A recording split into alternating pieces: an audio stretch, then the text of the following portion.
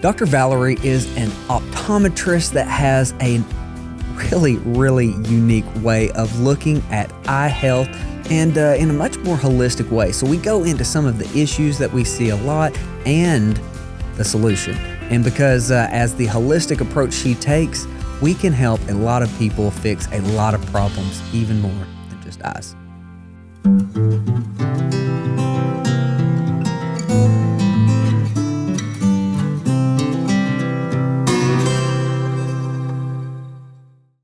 Dr. Valerie, thank you so much for joining us. I think that I am more excited about this than I have been on a podcast in a while, simply because you have such an incredible message that goes so against kind of what everybody's been led to believe, and that is around eyes. Because eyes are so much more than just tools we see with, I will say. So if you don't care, can introduce yourself, and then I really want to dive into that story of how you really became more decentralized in your thinking and your story, and just introduce yourself, please. Sure, I guess so. My name is Valerie Giangrande. I'm an optometrist. I'm a conventionally trained optometrist. I've been in practice for probably about 22 years at this point. And again, I spent my childhood in a normal childhood outside in the sun. But as I went to optometry school, I was, taught that we need to wear sunglasses. We need to hide from the sun. So I did develop a thyroid issue when I was in optometry school. I just started to get really tired, and I'm looking back, I could see how how that happened just from all the things that I was doing. And I just went on medication, didn't think it was a big deal because didn't matter, right? A medication can fix you. And then I started to practice. I had kids. When my son was 4, he started to develop some neurological issues that were quite scary. We didn't know what was happening. And of course we go to the pediatrician and they said, oh, well, we can put him on a psych med or some kind of medication. And I said, there was nothing wrong. He just had some weird things that were happening. And I said, no medication. So we went to functional medicine. We did all the things. We saw some really great improvements. We changed our diet. We went down the methylation rabbit hole, the supplements, all of that. And we started to see some really big improvements. So my husband and I just started to kind of delve into more of a holistic lifestyle. So I started to talk to patients about it. Then I decided, well, if I talk to patients about all this nutrition and all this stuff, I need a new hat. So I signed up. I became a health coach. Not that I took on patients, but just for my own kind of nutrition background. And then I had my own health issues, kind of fibromyalgia. I wasn't feeling well. So I went to my own doctor, it's functional medicine as well. And he said to me, how much sun are you getting? And when he said that, I thought it was crazy. I said, I wear sunglasses, hat, everything. I'm very careful. And he pointed me in the direction of Dr. Jack Kruse. And again, it's just a mind-blowing, just truly life-changing information to understand that light is one of the most important things that we can get. And to make a very long story short, obviously I felt better. That was the big thing that was missing in our lives. My son has no idea he had those issues. He's 16 now. He really doesn't even know. So I don't like to talk about it too much, but because I don't want him to see this and say, what was the matter with me? But he really doesn't know, he's fine. So it's really interesting how it just changed everything. It blew my mind because it went against so many things that I've learned. But when you see how much it helps, you just there's no turning back. So now I started to educate patients, and this has been years. This is probably in 2017 when I started to just start educating people slowly on, maybe you should get outside and get the sun more and take off your sunglasses and do all of the things. And then I, last year, did the applied quantum biology program, and I'm certified in applied quantum biology, and I learned even more just in a way to apply it. And that's where I am now. And I just want to kind of share it with the world that there's so many things that we don't know, and it's so easy. It just makes so much sense. So I started putting myself out there, and that's why you'll see me here. You'll see me on Instagram, things like that, just to try to get the message out. And I started working with people more as a quantum coach on the side. So you're putting out absolutely incredible information, but Jack was the gut punch for me with my son. So he was diagnosed with the stage 4 cancer when he was 5, which was 5 years ago. He's doing great. But when I was first speaking with him, I was like, what do we do? How do we manage it? And he said, well, he's got to have a tan on his back. And I thought, what? does that have to do with cancer, right? And so the rabbit trail you just go down and you start figuring out, Mhm. wow, the quantum biology of what's going on is really, really incredible. So let's start with your world, on the eyes. Why does light matter to the eyes? And let's go down that kind of positive route. What are the different full spectrum from the sun doing that our eyes need? So our eyes are the window to the entire body. So the light that we capture from full spectrum sunlight is basically the starting point with how our body tells time. And we need that full spectrum of sun because it's got all these amazing signals that we require. So I'll start with sunrise. So when the sun is rising, we have this beautiful red light and we have blue light. And what's beautiful about the eyes is that we have these blue light receptors that are waiting for those signals, and they're signals to tell time. So the blue light from that sunrise is just enough to trigger when blue light hits that red light. It's just enough to trigger those cells, and that frequency of blue will send a signal to the brain. We have a clock right behind our eyes, that beautiful master clock that will get that signal that it's morning, and that stimulates a cascade of basically every process in our body from that light. The other thing that's great about the sun is that it also has infrared light, and infrared light is something that's not available in our lights indoors. We can't feel it, but it does so many amazing things for our eyes and for the body as well. We actually will make, when we're exposed just by being outside, our cells are making melatonin inside our body, inside our cells throughout the day. I know we think of melatonin as a night hormone, but it's actually made in our cells, in our mitochondrial cells, our energy cells, in the eyes and throughout the body when we're exposed to that. And we actually require infrared light to help us regenerate the cells of our eye. It also helps us make water, just hydration in the body so we can have all these electrical signals happening. So we need those signals. And then we come to ultraviolet light. Ultraviolet light is the one thing that people are so conditioned to be so fearful of. So this is the one thing that's a little hard to tell people, but we physically need ultraviolet light to be absorbed through our naked eyes.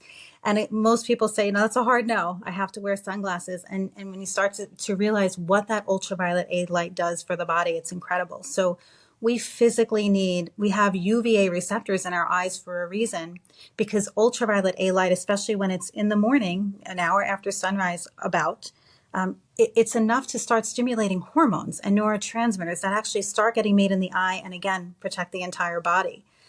So we need all those signals. And of course I didn't even mention the vitamin D aspect, which is just a small portion of the benefits of that sunshine. But we need all of these signals, and we need it to change throughout the day because again, it's just this constant clock that keeps resetting our bodies, and it's doing all these lovely things for our eyes as well. Again, it's helping the melatonin, it's making dopamine, it's doing all of these things that we need. So the problem with lacking those signals is that we're not getting the signals that we need even for our sleep patterns, for our circadian rhythm, and we're just getting these signals of that modern light, which is horrible for us. Let's go a little bit into the eye. I want to break down, have you help me break this down. So with the retina and the mitochondria that we've got in the eye, as well as melanin, can you go through a little bit on how that is so important? And it's my understanding, I want you to correct me if I'm wrong, that we actually have the Warburg metabolism within the eye, and we need the light even more so in the eyes for energy production. We do. Yes, correct. So in order for us to see, there's really no blood vessels in the line of sight. In order for us to focus through our cornea, through our lens, through the through the jelly of the eye, and right in the center of the retina, we don't have any blood vessels. Because if we did have blood vessels in those areas, it would create a cloud. It would create growth of cells, and we need everything to be super clear. So on the retina, I'll talk about the center of the retina first. We actually have that Warburg metabolism because we can't have any blood vessels in that area, or else we would have growth, and we can't have growth. It has to remain very thin. So melanin, which gets made in our bodies from that ultraviolet A exposure, which we need, or ultraviolet light in general, we are lacking melanin unless we have that signal, especially through our eyes. But melanin makes up the entire layer of the retina called the retinal pigment epithelial layer. And that's the layer of the retina that actually connects our nerve cells on the retina to the blood supply, to the choroid. And that retinal pigment epithelial layer is crucial for the retina. If it didn't have melanin, in fact, when melanin starts to go or starts to become atrophied, that's when we have problems, because melanin it absorbs excess light, it absorbs toxins, but it helps the retinal pigment epithelium actually regenerate those photoreceptors. Because if you can imagine, all the light that's being processed through those cells has to constantly be regenerated, and melanin helps to do that. And melanin, when it's surrounded by the water that infrared light helps us make, it actually creates energy. It actually gives us energy. It's actually splitting water molecules into, electrons and hydrogen and oxygen, and it's doing so many amazing things. So melanin is crucial for the retina in general. We wouldn't be able to function without it. And that's just in the center, but melanin is needed throughout the entire retina. It's actually been shown to prevent excess blood vessel growth when people have diabetes. It's just our energy source. And again, it absorbs all that excess energy. And it's just the most amazing thing that we need in our bodies.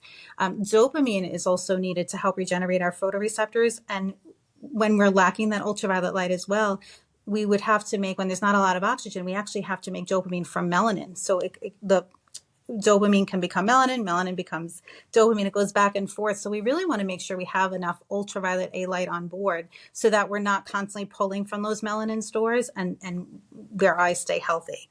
Because there's just so much regeneration that happens. I hope that answered your question. It does.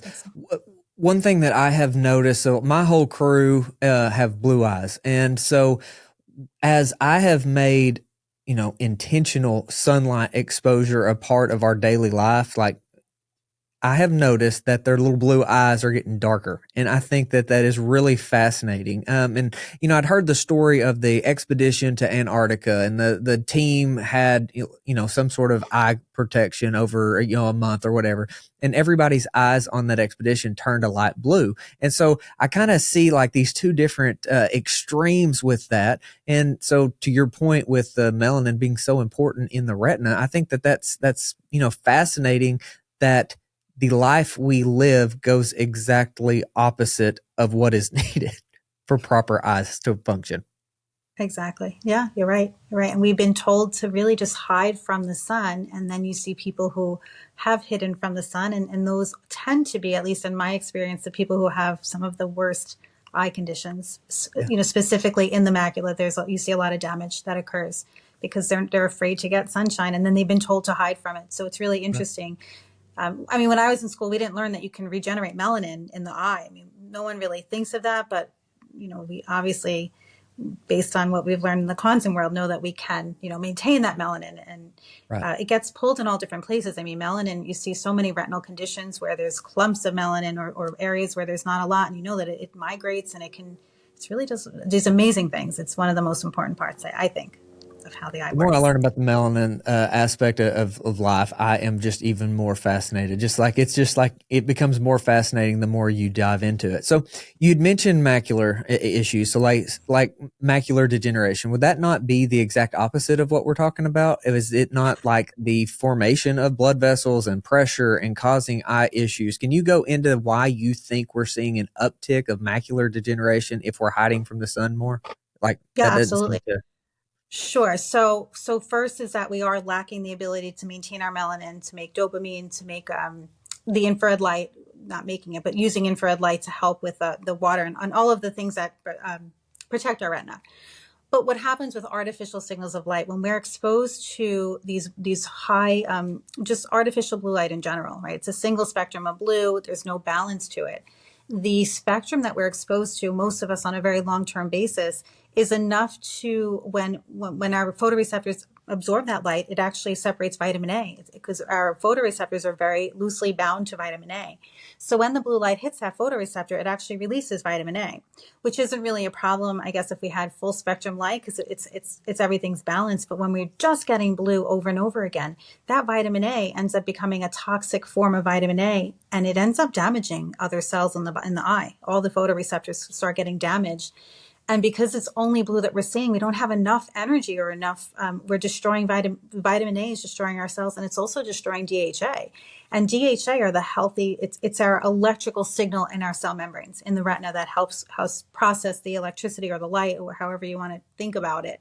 So the damage that happens from too much blue light is actually causing damage because of our vitamin A and our DHA, and we're not able to recycle it enough so that the waste products that comes out of the photoreceptors that have to constantly regenerate start releasing what we call lipofuscin.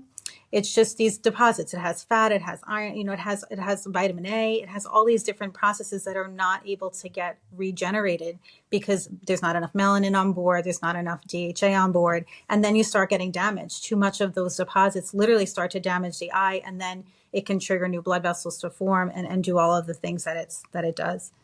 So it's really blue light that does it.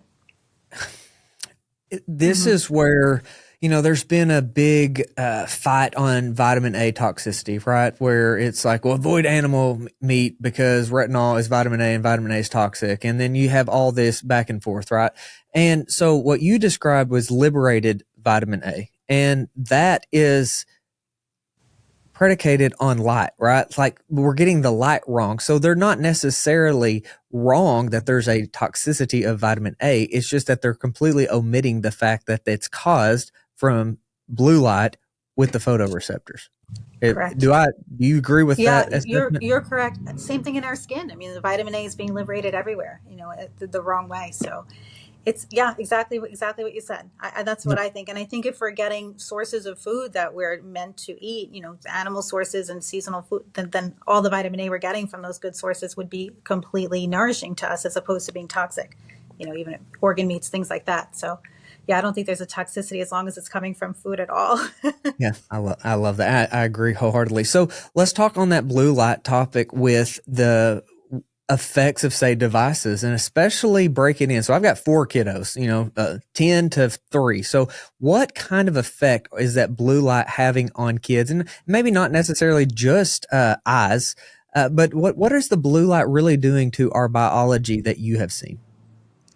So blue light is going to mess with our dopamine. It's going to mess because it's also, blue light is damaging our bodies, but it's also because we're lacking the other frequencies, we're not getting the benefits of the red, which is a mitochondrial, helps our mitochondria work better. So blue light tends to damage our mitochondria. It tends to dehydrate our body, dehydrate our cells on that cellular level, because the mitochondria physically cannot make all that exclusion zone water, all that beautiful water that we have that helps us work better. So you see, children are their mood is changing. They're fatigued. They're not sleeping. They're not growing. They're not remaining vibrant. Right? They're just having all of these behavioral issues.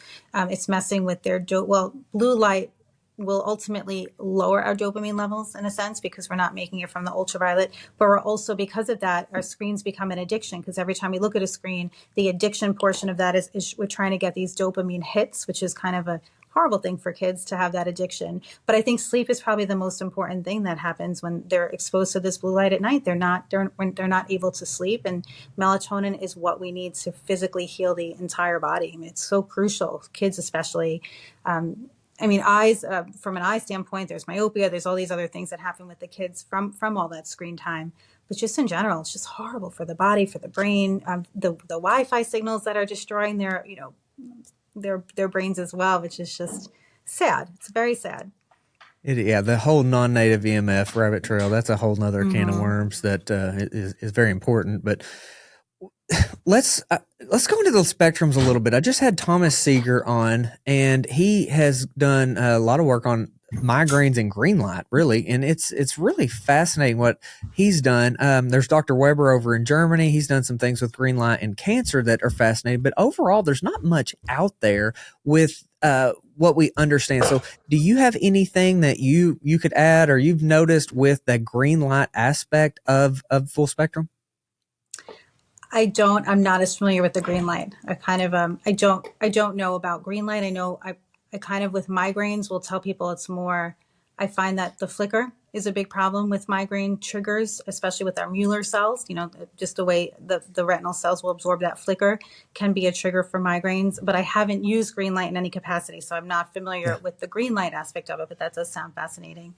it is fascinating. Just no side effects and a potential treatment really for Yeah. migraines, and the results are just absolutely incredible for what they're doing. So just just Is another that reason why. similar? I'm sorry, is that similar to the Syntonics where they're using just the color therapy to help, or it's actually green light? Yes, yes, it is. It's green light. So Okay. I think the base study that it was at Harvard, that they actually just used like green light strips and just put into a room and did a study based off of not any, and then the green light, just like cheap green strips of light, right? But what Seeger's done is he's gone in and it's like 528, 532 somewhere. He's gone into like the specific spectrums that they're trying to figure out. And it Hmm. looks like just what a red light panel would do. Oh, It's just interesting. green. And so got one on the way. I have a family that suffer from migraines, and we're gonna try it too. But I Yeah, I definitely want to look into that. That sounds interesting. I oh, wonder if doing it at night would be a problem though, because green light can stimulate our melanopsin receptors at night. So I would imagine that that needs to be done during the day, right? I see, mean, I don't know what the research said about that. and I think that is what I have loved so much about the podcast and bringing people together, because like the different focuses. This is why I want to get into the decentralized doctor aspect of what you're doing. By not being siloed and having that conversation like you just brought up. Hey, how do we do this crossover from an engineer, a PhD engineer and an optometrist? How can we best utilize people using these systems, right? So what you just did, I think, is the conversation that we've got to have and we got to continue to ask. And that's why all these email threads behind the scenes are so invaluable, and we're helping people. So Mhm. I think that's a very incredible point, and we'll dive into that, and I'll get everybody connected. What what do you think is the biggest misconception around eyes? Sunglasses, I have to say, right? Wear sunglasses 100% of the time is, to me, I mean, every single person that I have as a patient believes that. And again, I'm not saying that there's never a time for sunglasses and that we don't have to be respectful of intense ultraviolet light at times. But when we physically need ultraviolet light for our physiology, and our cells inside of us are always making ultraviolet light, like how much we physically need that and how important it is. When people learn that, I think it is a very big mind blowing things, but it makes such a difference. Like I used to wear sunglasses all the time. I have green eyes, and it's just amazing how you can just train your eyes to get those nice early signals and builds up, and how much better you feel just from having those full spectrum signals. So I think the sunglass aspect is probably one of the biggest misconceptions of everything, and then we have the other, cataract surgery, how it blocks ultraviolet light. That's a little bit of an issue. There's other issues within the field that I think have potential problems because of the blockage of it. All comes back to that UV. Contact lens companies are, they brag about their UV protection, and cataract implants UV protection. Most plastic lenses have UV protection. It's all about this UV protection, and with what's very short sighted. Same thing with, like a dermatologist telling us to wear sunblock all the time. It's just it's dangerous advice. It really is. We physically need that ultraviolet light. Not We all have limits. Obviously, I'm not telling everyone to go outside and stare at the sun all day, but we need that. We need that light. I have stopped having the windows rolled up, even in the car. At a bare minimum, if it's cold, I'll crack it at Hmm. least. And I have just noticed an absolute profound difference in how I feel when I have like an intentional exposure to the sun versus if we've been in the recording studio longer. I've had to work on a computer all day, all these different Hmm. times where we have an artificial environment versus for being outside. And it's massive. So what are you doing at a much more northern latitude than I am in Arkansas to deal with appropriate sun, exposure? How do we navigate this whole winter time or cold time where it's a lot easier to stay inside than go It out? is. It is. I agree. So I find that in the winter we need to be embrace the darkness in a way where melatonin can actually take over for vitamin D Mm, in the winter. They actually found in some studies that melatonin actually can use the same receptors as vitamin D, so that everyone's worried about our low vitamin D over the winter, but in the winter, melatonin takes over. So what we do, we still need to get cold. We still want to get outside if we can. But because it's so dark, I think wearing orange glasses or blue light blockers before sunrise is really important. And then again, you're basically wearing them for such a large portion of the day. So I try to get out as much as I can. I do bundle up. I don't, or try to just embrace that cold. But really embrace the darkness. Make sure I'm wearing the glasses always before the sun, and try to eat before sunset, which is also extremely difficult in the winter. People have a hard time with that because most people are working and not home in time. But I think eating really, in a circadian friendly way, trying to eat seasonal, trying not to eat, pineapples or bananas, in the winter, or anything that doesn't grow is really important. And just really embracing the darkness and making sure that our melatonin is being made and that we are sleeping well and we're doing all the things, because in the winter, at least in a northern latitude, our body really is trying to heal. And it's almost like a time for hibernation. It's a different metabolism. Like, we're not meant to be outside if we are from a northern latitude and that's where we live, we're not meant to be outside all day, because that's what's natural. So we want to embrace the cold, we want to embrace the darkness, we want to try to eat as naturally as we can. Not that there's much growing, but in more of a protein keto, I guess, kind of way, just to really embrace the season itself. And this way, when the sun does start to creep up again, where it does get stronger, then you start building up seasonally, like we would do in the spring. Just try to gather. But I try to get out as much as I can. But I'm in an office, a few days a week. I'm in an office all day myself too. And those are not, I definitely don't feel as well in those days. And I try all the things. I have my lamps and all of the things that I can do to try to hack the indoors. But it's not the same. You're right. I mean, it's really not the same as just getting outside, even for short periods of time. You don't have to be outside for that long. We just need short little bits to keep resetting our cells. What kind of tech do you feel is worth considering? Like whether it's, the software or certain lights, the like full spectrum lights that we can have. What are some of the things you use and that you feel really comfortable, recommending? I happen to really love the company blockbluelight.com, and I happen to have a lot of their biolights. Their biolights are lights that actually switch. So as you turn them on and off, they go from full spectrum for the day. You click it on again. It's a sunset setting, which I think has about 50% less blue, maybe. And then there's a after sunset. It's just basically orange. So my house has most of those lights overhead, really. And then as far as at night when it is dark, I just turn those off anyway. And I use lamps with the bio bulbs, again, very similar in the sense that they do have those three settings. And I leave it on the orange setting, or I use red bulbs from blockbluelight.com. I really like that company a lot. I also have some of their full light panels. I mean, there's quite a few amazing companies.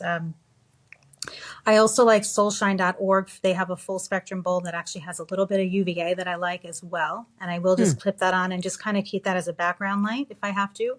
And then there's companies like Soleil Well that has really great red light panels. There's, Bond Charge has a nice one. EMR Tech I love. Like, those are the red light panels that I would use. But as far as work, I will bring a full spectrum bulb. I have, again, one of those full spectrum lights from blockbluelight.com that has red and infrared. And in between patients, I'll put the red and infrared part on. I try to keep it near me. So those are the things that I try to do just to hack a little bit. Of course, red light, orange, yellow glasses during the day. Iris Tech, I think, is a really great program for screens. Iris Tech, or even Flux, Flux, but I think Iris Tech is a little bit better. But it's hard. Some people can't do that because their companies have IT departments and they can't change it. Right. Yeah, I do. I do Iris. I think they're great. Mm-hmm. It has just been more difficult with the kids as it's getting colder in the mornings. They fight me on going outside because that's what we watch. We watch the sunrise every morning, and so Nice. I've just been really trying to figure what can we do to mitigate some of that and try to. And then I thought about you way up more north than I am. That would be even harder. It's horrible, and I wrestle with that all the time because my kids are now in high school. So their bus comes at 7:00 in the morning, and there will be, probably in a couple of weeks, it will be dark. They'll be getting on the bus and it's dark. And, once they get older, there's no more recess. They're not really outside. So it really just, it pains me to know that this is what they're this is what they're going through. But so, I'll have red lights on in the morning. We do have, if we can't get outside in the winter, I do have a window. The window that I'm sitting next to right now is I call it my sun window, because it does face east and we can kind of see the sun, not the actual sunrise, but we can really see the morning sun quite well. So if they don't want to go outside, I just drag them to the window. Although again, for a big chunk of time, maybe a month or two, it's pretty dark at 7. So I just try to use red lights in the morning just to get a little bit of that. And when they get home, I make sure that they're outside at least. And then of course we do all of the blue blocking at night with our glasses. So it's not perfect, but it's the best I could do with them. We're trying. We live in a world where it's harder to be just connected with nature, just based off conveniences and how long we've been doing certain things. But what do you have any success stories you can share that you're real proud of, and that maybe others can find hope in what they may be dealing with in life in general, but eyes maybe more specifically? The eyes. So I did have a patient who actually cured her Sjogren's syndrome from circadian rhythm, which Sjogren's syndrome is an autoimmune disease where you basically stop making fluids. You stop making tears, you stop making saliva. And she was on, medications that stop the immune system, and she changed her life and had circadian rhythm and optimized her light, and it's gone, which I think was fabulous. There are people who have gotten a little better in dry eyes. Is one of the easiest things to fix with circadian rhythm, in my opinion. I've seen that over and over again, just because, again, with all the screen time and that blue light, just by getting people to change their light situation, I don't want to say easy, but it is one of the things that I see the most often is dry eyes. My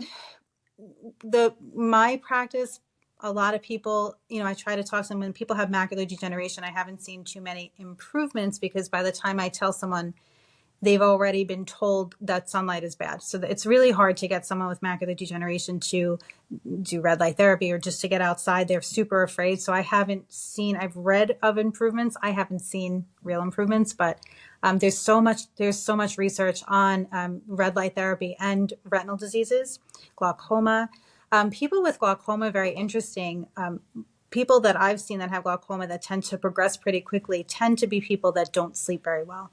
So either night shift workers or just people who say, I watch TV all night, or I have a TV in my room and I just can't sleep. And I would never tell someone to stop taking their medication. So I don't want anyone to get that message right now. But I do always give my glaucoma patients a really good kind of circadian tips.